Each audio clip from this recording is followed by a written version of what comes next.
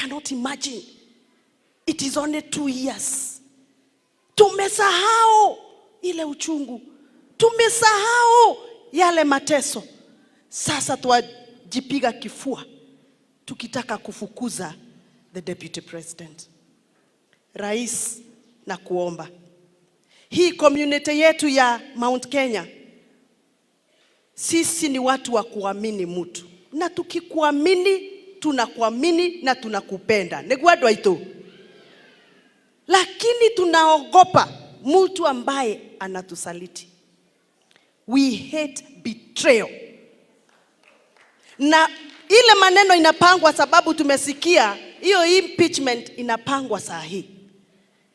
Na wale ambao wanatumika kusaini na kuleta kule bunge ni wale tu walitudhulumu, wakatutukana na wakatupeleka katika uchungu ambao ninaongea. My president, please remember. I want you to remember.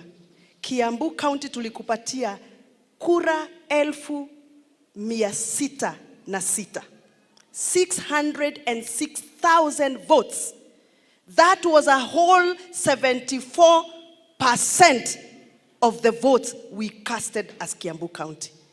Rais, hata kama huna heshima na kura za Murang'a, na kuomba nikiwa hapa Kiambu, hizo kura tulikupatia na kuomba zipatie heshima. Wachana na Rigathi wa Gachagua afanye kazi ile tulimpatia.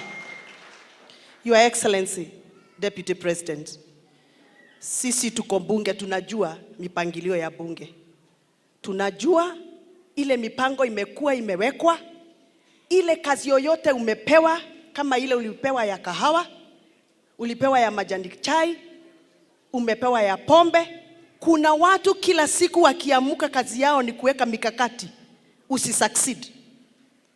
And I'm sure you know, na mumesikia tukisema kazi yote ya Rigathi ikiletwa kwa bunge, kuna watu wanalala wakipigiwa simu wasipitishe chochote kimeletwa on behalf of kazi ya Rigathi wa Gachagua.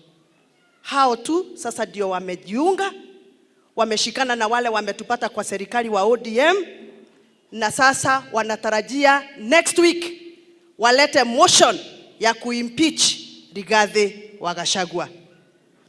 Mr. President, we may not have the system that you have.